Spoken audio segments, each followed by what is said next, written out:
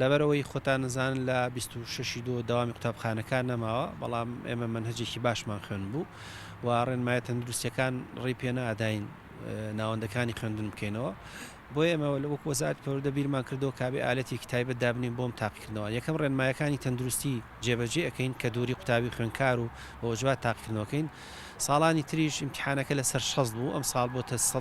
لەسەر 80 و 20 نمرەشمان داوەتەوە بە مامۆستا بۆی ئەم نمرەیە لە مەسلحەتی قوتابی خوێنکار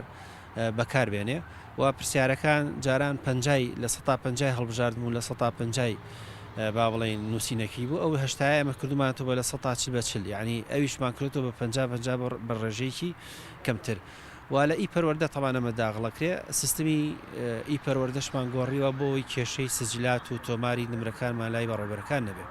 زەبارەت بە پۆلی 12 خۆتان زان ئێمە تاقیکردنەوەکانمان هەمووی هەڵبژاردنە پرسیارەکان و منهجەکانمان بۆ تهدید کردوون و